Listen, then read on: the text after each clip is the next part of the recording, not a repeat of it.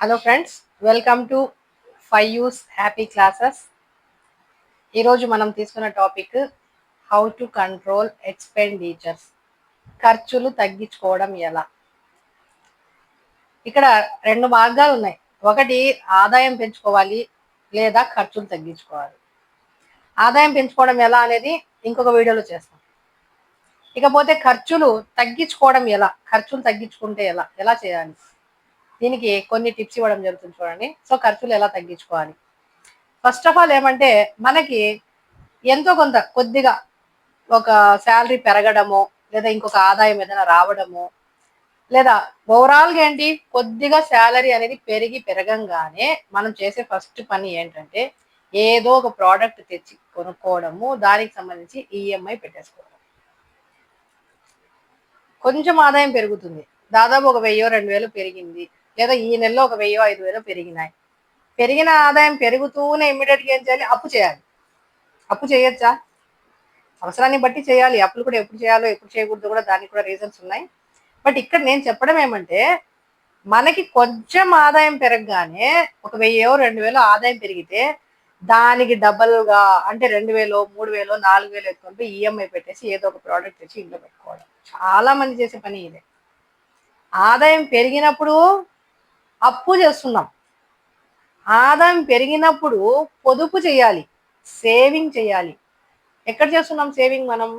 మనం సేవింగ్ చేయకపోగా అప్పు తెచ్చి ఇంట్లో పెట్టుకుంటున్నాం. సో ఆ ఆదాయము ఒకవేళ రెగ్యులర్గా ఉంటే కూడా ఓకే, రెగ్యులర్ కాకుండా అప్పుడప్పుడు వచ్చే ఆదాయమైనా మొత్తానికి ఓవరాల్గా ఏంటి, కొంచెం మన స్తోమత పెరిగింది, మనకు కొద్దిగా ఇన్కమ్ పెరిగింది అని మనకు కొద్దిగా తెలియగానే ఇమ్మీడియట్లీ చేయడసే పని అప్పు చేసి ఈఎంఐలు తెచ్చి నెత్తిన పెట్టుకోవడము, మళ్ళీ ఈఎంఐలు కట్టలేక తర్జన భర్జన పడ్డం. సో 99% ఏం చేయండి అంటే, మీకు ఏదైనా కొనుక్కోవాలి, ప్రోడక్ట్ చేయాలంటే సేవింగ్ చేయండి. సేవింగ్ చేసినప్పుడు ఆ సేవింగ్ని కొంచెం పోస్ట్పోన్ చేయండి. పర్చేసింగ్స్ అనేవి ఏదైనా కొనాలి, మనకు అవసరం అన్ని కొనాల్సిందే, కొనకూడదని నేను ఇక్కడ చెప్పట్లేదు, కొనాల్సిందే. ఏదైనా అవసరమైనప్పుడు దాన్ని ఏం చేయాలి, కనీసం అంటే ఒక 50,000 రూపీస్ ప్రోడక్ట్ కొనాలి అనుకోండి, అట్లీస్ట్ మన సేవింగ్ ఎంత ఉండాలి, ఒక 40,000 రూపీస్ వరకైనా సేవింగ్ ఉండాలి. లేదా మోర్ దాన్ 50%, ఒక 25,000, 30,000 రూపీస్ మన దగ్గర సేవింగ్ లో ఉంటే ఆ రిమైనింగ్ ఆ 10-20 కూడా 90% అప్పు చేయకుండా చూసుకోగలగాలి. లేదా 50,000 కూడా మనం సేవ్ చేసుకున్న తర్వాత ఏదైనా ప్రోడక్ట్ తీసుకోవడం ఉత్తమమైన పని. అంటే కొంచెం పోస్ట్పోన్ చేసుకోవాలి. మనం కొనడం ఏంటి, అప్పు తెచ్చి కొనుక్కునే కన్నా హ్యాపీగా ఏం చేయొచ్చు, పోస్ట్పోన్ చేసుకొని ఆ ప్రోడక్ట్ ని మనం కొన్నాం అనుకోండి, ఈఎంఐ పెడద ఉండదు. చాలా మంది ఇబ్బంది పడే విషయం ఇదే. మా ఫ్రెండ్స్ వరకు చూసాం కాబట్టి ఈ టాపిక్ మీద ఎందుకో వీడియో చేయాలనిపించి చేస్తా ఉన్నాను. కొద్దో గొప్ప ఇంక్రిమెంట్స్ రావడమో, లేదా శాలరీ పెరగడమో, లేదా ఏదైనా బోనస్లు రావడమో, లేదా ఏదో సమ్ చిన్న ఏదో ఒక ఇది వచ్చినా కూడా ఏం చేస్తున్నామంటే ఇమ్మీడియట్లీ ఏం చేస్తున్నామంటే ఈఎంఐ. ఓకే, అర్థమైనా? ఇప్పుడు ఏం చేయాలి, సేవింగ్ చేయాలి. ఇమ్మీడియట్లీ ఈఎంఐ దగ్గరికి పోవద్దండి, అప్పుడే పోవద్దు, ఈఎంఐల జోలికే పోవద్దు, 90% పోవద్దు. ఇకపోతే నెక్స్ట్, ఫ్యామిలీలో ఎక్కువగా మనకు వచ్చే ప్రాబ్లం ఇంకోటి ఏమంటే, మనము స్కూల్ పిల్లల ఫీజులు, మన పిల్లల ఎడ్యుకేషన్కి మనం ఫీ పే చేస్తాం, లక్షల్లో పే చేస్తాం. తప్పులేదు, మంచి చదువు కావాలంటే లక్షల్లో పెట్టాల్సింది. అయితే మనము మన స్థాయికి తగినట్టుగా మనము చెయ్యగలము, చెయ్యాలి. పిల్లల ఎడ్యుకేషన్కి ఎంతైనా పెట్టాలి, చెయ్యాలి. కానీ అందులో కూడా మీరు 1 ఇయర్కి అట్లీస్ట్ మీ 1 ఇయర్ పీరియడ్కి, లేదా 2 ఇయర్స్ పీరియడ్కి, లేదా 4 ఇయర్స్ పీరియడ్, లేదా అట్లీస్ట్ ఒక 6th to 10th వరకు మీరు చదివించాలి అనుకున్నారు, మంచి కార్పొరేట్ స్కూల్ కానీ మంచి స్కూల్, ఓకే, నో ప్రాబ్లం. ఆ 5 ఇయర్స్కు అవసరమైన బడ్జెట్ ఎస్టిమేషన్ ఈ రోజే ఉండాలి మీ దగ్గర. ఈ రోజే ఒక 5 ఇయర్స్ మీరు up to suppose 5th to లేదా 6th to 10th వరకు ఒక మంచి స్కూల్ తీసుకున్నారు, చదివించాలనుకున్నారు, నో ప్రాబ్లం, చదివించాలి, పిల్లలు బాగా చదవాలి, తప్పులేదు. కానీ ఆ బడ్జెట్ ప్లానింగ్ అనేది మన దగ్గర ఉండాలి. మనం ఫుల్గా బడ్జెట్ ప్లాన్ చేసుకుంటే అందులో కూడా 10-20% మనం ఫెయిల్ అవుతాం. ఏదో అనుకోని కారణాలు రావచ్చు, అనుకోని ఆర్థిక ఇబ్బందులు రావచ్చు, ఫైనాన్షియల్ ప్రాబ్లమ్స్ రావచ్చు, ఏదో ఒకటి రావచ్చు. కాకపోతే ఏంటి, అట్లీస్ట్ మనం 100% ప్లాన్ చేసుకుంటే అందులో ఒక 80% అయినా సక్సెస్ కాగలం. చాలా మంది ఏం చేస్తున్నారు, బ్లైండ్గా ఎవరో ఒకరు రావడము, క్యాన్వాస్ చేయడము, వాళ్ళు పాంప్లెట్స్ చూపించేసి పాంప్లెట్స్ రకరకాలుగా బొమ్మలు కలర్ఫుల్ పిక్చర్స్ చూపించేస్తారు. బాగున్నాయి, వాళ్ళ పిల్లలు ఇలా ఉన్నారు, వీళ్ళ పిల్లలు ఇలా వచ్చారు, వాళ్ళకి ఇంత డెవలప్మెంట్ జరిగింది, వీళ్ళు ఇలా చేశారు, ఎగ్జాంపుల్స్ ఇచ్చేసారు, మోటివేట్ చేసేసారు, కన్విన్స్ చేసేస్తారు.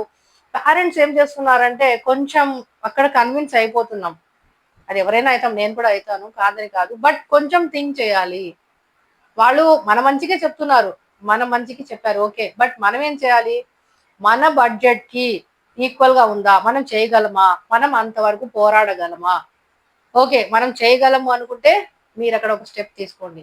కొంచెం ఇబ్బంది పడుతున్నాం, మనం చేయలేము అన్నప్పుడు ఒక స్టెప్ బ్యాక్ తీసుకోండి. స్టెప్ బ్యాక్ తీసుకోండి, ఇబ్బంది ఏం లేదు. బ్యాక్ తీసుకొని ఇంకొంచెం మన బడ్జెట్ కి తగినట్లుగా మనం ఫ్రేమ్ చేసుకోవాలి. జాయిన్ చేపేసిన తర్వాత 5 years వరకు మనం ఏం చేయలేము, మళ్ళీ మధ్యలో రావడం, డిస్టర్బెన్సెస్ తప్ప ఏముండదు. అలా కాకుండా మీరు ఒకసారి స్టెప్ తీసుకోవాలి అంటే బాగా ఆలోచించండి. ఆ 5 years వరకు మీ బడ్జెట్ మీ చేతుల్లో ఉందా? 5 years మేము అడ్జస్ట్ చేయగలమా? అట్లీస్ట్ 100% ప్లాన్ చేసుకుంటే మీరు 80% సక్సెస్ అవుతారు. 20% ఇంకో అడిషనల్ బర్డెన్ ఉంటుంది, అది ఉండకుండా రాదు, ఉంటుంది. ఖచ్చితంగా ఏదో ఒక బర్డెన్ అనేది వస్తుంది. కాబట్టి ఆ 20% అనేది పక్కన పెట్టేయండి. 80% వరకు మనం చేయగలము అని ఒక మంచి స్ట్రాంగ్ ఒపీనియన్ ఉన్నప్పుడు మీరు అప్పుడు అక్కడ ఒక స్టెప్ తీసుకోండి. అంటే అడ్మిషన్ తీసుకోండి, జాయిన్ అవ్వండి. ఓకే, ఫస్ట్ ఏంటి? ఈఎంఐస్ అన్ని తెచ్చి పెట్టుకోవద్దండి. సెకండ్, పిల్లల ఎడ్యుకేషన్ చాలా ఇంపార్టెంట్, వాళ్ళ ఫ్యూచర్ చాలా ఇంపార్టెంట్. వాళ్ళని మనము మంచి ఎడ్యుకేషన్ ఇచ్చేటప్పుడు ఆలోచించండి, ఒకటికి 10 సార్లు ఆలోచించండి. అది ఇంకా స్కూల్స్ అంటారా, అది మీ ఇష్టం. అది మీరు ప్రైవేట్ స్కూల్లో జాయిన్ చేస్తారా, గవర్నమెంట్ స్కూల్లో జాయిన్ చేస్తారా, ఇంకా వాటి గురించి మనం క్రిటిసైజ్ చేయలేము. అది మీ ఇష్టం, మీ పిల్లలు, మీ భవిష్యత్తు మీరు ఆలోచించుకోవాల్సి వస్తుంది. ఓకే, ఇకపోతే ఇంకొక పాయింట్ ఏంటంటే, థర్డ్ పాయింట్ ఏం చెప్తున్నానంటే, రెంట్ మంత్లీ ఎక్స్పెన్సెస్ తగ్గించేసుకోవాలి. రెంట్, కరెంట్ బిల్లు ఇవి కొంచెం ఫిక్స్డ్గా ఉంటాయి. వీటిని రెంట్ని తగ్గించుకోలేము. చిన్న హౌస్ తీసుకుంటే రెంట్ తగ్గుతుంది. సపోజ్ ఇప్పుడు మనం మొబైల్ బిల్స్ తగ్గించలేము, టీవీ రీఛార్జీలు తగ్గించలేము, ఇట్లా కొన్ని మంత్లీ పేమెంట్స్ ని మనం ఏం చేసినా తగ్గించలేము. బట్ రెంట్ అనేది మనం మన ఇష్టం వచ్చినటువంటి ఒక చిన్న హౌస్ లో ఉండొచ్చు, పెద్ద హౌస్ లో ఉండొచ్చు, లేదా మంచి లొకాలిటీ, ఇవన్నీ చూసుకొని మనం హౌస్ తీసుకుంటాము. ఖర్చులు తగ్గించాలి అనుకున్నప్పుడు మేజర్ గా ఎక్కువగా పడే బర్డెన్ ఏంటంటే, ఎవ్రీ మంత్ మనము తిన్నా తినకపోయినా ఏం చేసినా చేయకపోయినా ఖచ్చితంగా పే చేయాల్సింది కరెంట్ బిల్లు, రెంట్. ఇక మొబైల్ ఛార్జెస్, మొబైల్ రీఛార్జ్లు ఇవన్నీ కూడా, టీవీ బిల్స్ అంట, ఇంకా రకరకాల బిల్స్ వస్తాయి. కాకపోతే రెంట్ విషయమే కొంచెం ఎక్కువ అమౌంట్ రావచ్చు. ఇప్పుడున్న జనరేషన్ లో మినిమం ఒక 5,000 to 10,000 రూపీస్ పడుతుంది రెంట్ కట్టాలి అంటే. సో మనము కొంచెం లొకాలిటీ మార్చండి, పక్క వీధికి వెళ్ళండి, ఇంకో పక్క వీధికి వెళ్ళండి, లేదా ఇంకొంచెం తక్కువ హౌస్ తీసుకోండి, చిన్న హౌస్ తీసుకోండి, 2 bedrooms లేకుండా సింగిల్ బెడ్రూమ్ తీసుకొని కొంచెం అడ్జస్ట్ అవ్వండి. అన్నెసెసరీ ప్రోడక్ట్స్ అన్ని ఇంట్లో ఉంటాయి. సపోజ్ టేబుల్స్ అంట, బీర్వాల్ అంట, కొంచెం పాడైపోయిన ఫర్నిచర్స్ అంట, పాడైపోయిన ఎలక్ట్రిక్ ఐటమ్స్ అంట. చాలా మంది మనం ఇండియన్స్ ఏమంటే, చెడిపోయినా కూడా ఆ వస్తువుని పడేయని బుద్ధి పుట్టదు, అలా ఉండనీలే, పడి ఉంటుందిలే, ఉంటుంది, ఏం కాదు, అది సెంటిమెంట్, మనకు ఉండాలి, పెట్టుకోవాలి అని మనం ఇలా ఆలోచిస్తాం. అలా కాదు, ఫారిన్ కంట్రీస్ చూడండి, ఎవరి ఇయర్ వాళ్ళు చేంజ్ చేసుకుంటూ వస్తారు, కొంచెం పాడైపోయినా పడేసుకుంటారు, పెట్టుకోరు. సో మళ్ళీ మనం అంత రేంజ్ కాదనుకోండి. కాకపోతే ఇక్కడ ఏంటంటే, కొంచెం వేస్ట్ ఐటమ్, వేస్ట్ ప్రోడక్ట్స్ ఇంకా పని చెయ్యవు, ఇవి ఇంకా మనకు పనికి రాదు, దీని బదులు ఆల్టర్నేట్ ఇంకో ప్రోడక్ట్ మనకు ఉంది అని అనుకున్న ప్రోడక్ట్స్ ఏం చేయండి, మాక్సిమం దాన్ని వదిలించుకోండి. అమ్మేయడము, వేరే వాళ్ళకి ఇచ్చేయడము, అది మీ ఇష్టం. వేరే వాళ్ళకి ఇవ్వండి, లేదు అమ్మేయండి, లేదు పడేయండి, లేదా ఏదో ఒకటి ఇంకా సంథింగ్ దాన్ని ఏదో ఒకటి చేసుకోండి. అప్పుడు ఏమవుతుంది, ఆటోమేటిక్గా మీ ఇంట్లో ఉన్న సామాన్ ఎప్పుడైతే కొద్దిగా తగ్గుతుందో మీకు చిన్న ఇల్లు అయినా సెట్ అయిపోతుంది. అన్నెసెసరీ ప్రోడక్ట్స్ ఎక్కువ పెట్టుకుంటే ఇల్లు కూడా ఏమవుతుంది, మీరు ఇల్లు ప్రతిసారి ఒకవేళ మారాల్సి వచ్చినా కూడా ఎక్కువ రెంట్ పెట్టాల్సి వస్తుంది, ఎక్కువ ఖర్చు వస్తుంది. అంటే మీరు ఏం చేస్తున్నారు, ఒక వేస్ట్ ప్రోడక్ట్ ని ఇంట్లో పెట్టుకుని దానికి మీరు ఇండైరెక్ట్ గా రెంట్ కడుతున్నారు. మనకి ఎంతవరకు యూస్ఫుల్ అవుతాయో అంతవరకు ప్రోడక్ట్స్ పెట్టుకుని రెంట్ కట్టినా ఇబ్బంది లేదు. కానీ యూస్ కాని ప్రోడక్ట్స్ కూడా మనకు అవసరం, పెట్టుకుంటాం, సెంటిమెంట్, అమ్మేయలేం, పడేయలేం, ఇవ్వలేము, ఏదో పోగొట్టుకున్నంత బాధపడతాం. అలా బాధపడినప్పుడు ఏం చేస్తాం, ఆటోమేటిక్గా ఆ వస్తువు మనతో ఉండాలి, దానికి మంచి ఇల్లు తీసుకోవాలి. ఆ మంచి ఇల్లు తీసుకున్నప్పుడు దానికి మళ్ళీ మనం ఏం చేయాలి, ఫుల్గా ఒక పెద్ద ఇల్లు తీసుకోవాలి. పెద్ద ఇల్లు తీసుకున్నందుకు దానికి మళ్ళీ మనం రెంట్ పే చేయాలి. సో ఈ విధంగా ఏమైతుంది, ఇక్కడ మనము అన్నెసెసరీగా ప్రోడక్ట్స్ పెట్టుకోవడం తగ్గించుకుంటే రెంట్ కూడా తగ్గుతుంది. ఇకపోతే కరెంట్ బిల్లులు కూడా సేవ్ చేయండి. చాలా మంది ఊరికే ఊరికే ఫ్యాన్లు వేసేయడం, ఏసీలు ఆన్ చేసి వదిలేయడము. ఒక రూమ్ లో ఫ్యాన్ తిరుగుతుంటే మనం ఇంకో రూమ్ లో ఉంటాం. ఈ రూమ్ లో టీవీ రన్ అవుతా ఉంటే మనం కిచెన్ లో ఉంటాము. అక్కడ ఏసీ ఆన్ చేసి ఆ బెడ్రూమ్ అలాగే వదిలేసి ఏదో ఒక ఫోన్ వచ్చిందనో వంట చేసుకుంటున్నామో అక్కడి నుంచి ఇంకో రూమ్ షిఫ్ట్ అయినప్పుడు ఆ రూమ్ కథ మర్చిపోతాము. సో ఇలాంటి చాలా అన్నెసెసరీ. మనం అనుకుంటాం ఈ చిన్న విషయంలో ఏముంది, ఇంత చిన్నదే కదా అనుకుంటాం. అంత చిన్నది కూడా చాలా ఎఫెక్టివ్ గా ఉంటుంది. సపోజ్ ఇంత రైస్ చేశారు, ఇంత ఉప్పు ఎక్స్ట్రా వేయండి. మామూలుగా వేసేదాన్ని ఇంత ఉప్పు ఎక్స్ట్రా వేసి ఏమవుతుంది, తినగలమా? రైస్ మొత్తం పాడైపోతుంది కదా. లైఫ్ కూడా అంతే. ప్రతి చిన్న విషయం కూడా, ప్రతి ఇన్కమ్ పరంగా చూస్తే ప్రతి చిన్న పైసా కూడా మనకి ఇంపార్టెంట్ గానే ఆలోచించాలి. కాసేపు ఫ్యాన్ తిరిగితే ఏమవుతుంది, కాసేపు వాటర్ పడేస్తే వేస్ట్ గా ఏమవుతుంది, కొంచెం ఎక్కువ వాటర్ వేస్ట్ చేస్తే ఏమవుతుంది, కాసేపు టీవీ ఎవరు చూడట్లా హాల్లో టీవీ పోతా ఉంటుంది ఏమవుతుంది. చాలా ఉన్నాయి ఇలాంటి, ఇంకా చాలా చాలా చాలా నా దగ్గర చాలా ఉన్నాయి ఇలాంటి. నేను ఎందుకంటే బాగా గమనిస్తూ ఉంటా కాబట్టి నాకు బాగా ఇలాంటివన్నీ వేస్టేజ్ అన్ని మనం తగ్గించాలి, చాలా వరకు తగ్గించాలి. అన్నెసెసరీగా ఎందుకు తిరగాలి, ఒక ఫ్యాన్ అయినా ఎందుకు తిరగాలి, ఒక లైట్ అయినా ఎందుకు వేసి వదిలేయాలి, ఒక టీవీ అయినా సరే మనం వేసి పెట్టేసి ఎక్కడో పని చేసుకోవడం ఏంటి, ఏసీ ఆన్ లో పెట్టేసి ఎక్కడో ఉండడం ఏంటి, కూలర్ ఆన్ లో పెట్టేసి వెళ్ళిపోవడం ఏంటి. మాక్సిమం అక్కడ కూడా ఏం చేయొచ్చు, ఫ్యామిలీ మెంబర్స్ అంతా ఒకే రూమ్ లో ఉండి చాలా వరకు ఒక చోట వర్క్ చేసుకునేలాగా చేసుకుంటే అక్కడ పవర్ సేవింగ్ ఉంటుంది. ఒకే ఫ్యాన్ కింద వర్క్ చేసుకోవచ్చు, లేదా ఒకే రూమ్ లో కూర్చొని వర్క్ చేసుకోవచ్చు. ఒక్కరు ఒక రూమ్ లో ఉండడము, వాళ్ళు ఇష్టం వచ్చినట్టు పిల్లలు వాళ్ళు వాడుకోవడం, మనం ఇష్టం వచ్చినట్టు మనం వాడుకోవడం, అన్నెసెసరీ యూజింగ్ అన్నమాట. ఓకే, సో అలా పవర్ సేవింగ్ చేసుకోవడము, రకరకాల అన్ని ఉన్నాయి. అన్ని సేవింగ్ సేవింగ్ అన్న తర్వాత ఇంకా అన్ని వచ్చేస్తాయి ఆటోమేటిక్ గా, అన్ని సేవ్ చేస్తాయి. సో రెంట్ అనేది మెయిన్ మనకి. ఫస్ట్ ఏంటి, ఈఎంఐ తగ్గించుకోండి. ఈఎంఐ మనము పెట్టేసుకోకూడదు. రెండోది స్కూల్ ఫీజెస్ ఎక్కువ మనం ఇప్పుడు బర్డన్ ఫేస్ చేస్తున్నది. మూడోది రెంట్. రెండు కూడా ఏం చేయండి అంటే చాలా వరకు సామాన్ తగ్గించుకుంటే ఇల్లు కూడా చిన్నది తీసుకుని అప్పుడు మీకు సరిపోతుంది, చాలా వరకు అడ్జస్ట్ చేసుకోవచ్చు. ఇకపోతే ఫుడ్ ఎక్స్పెన్సెస్ ని కూడా బాగా తగ్గించుకోవాలి.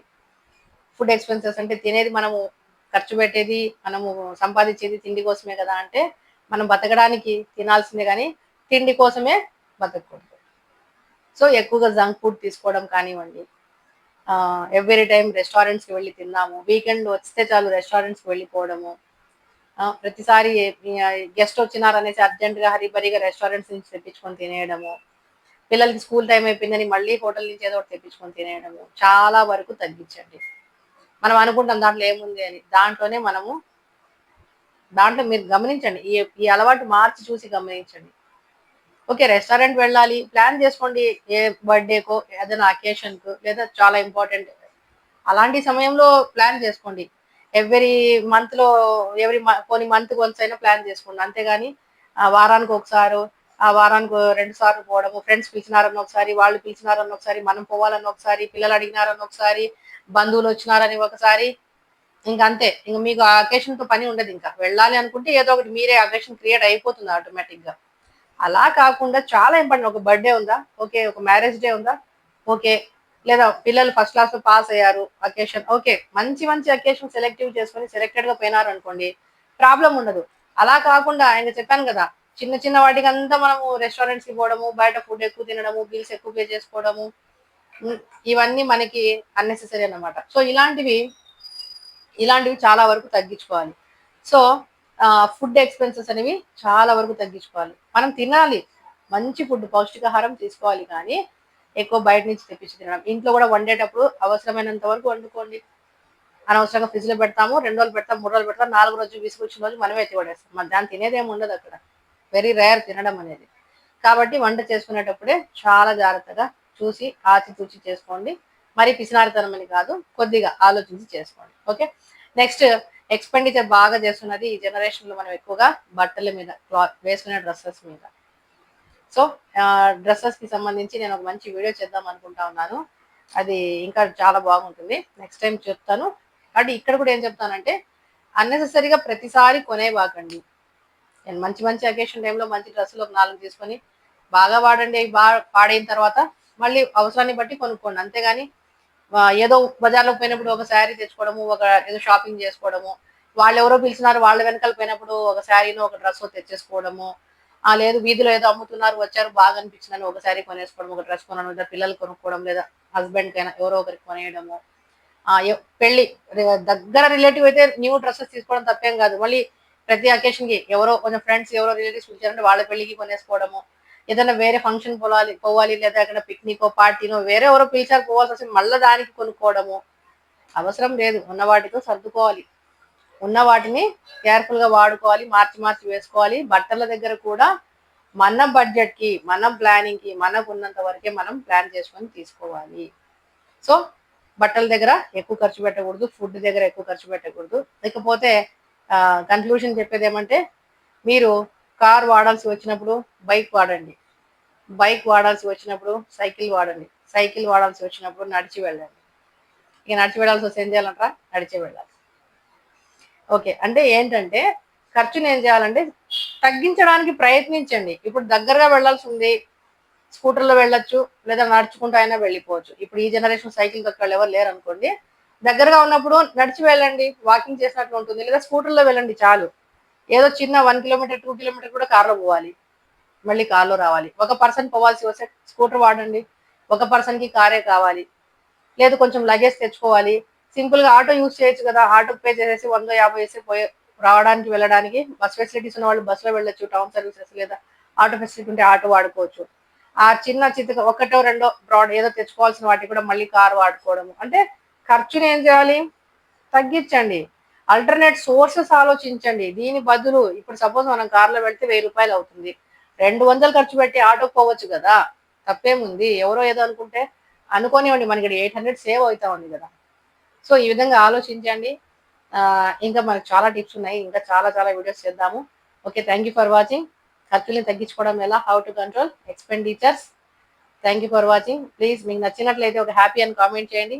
అట్లీస్ట్ ఒకరికి నా వీడియో షేర్ చేయండి. Thank you for watching. Thank you.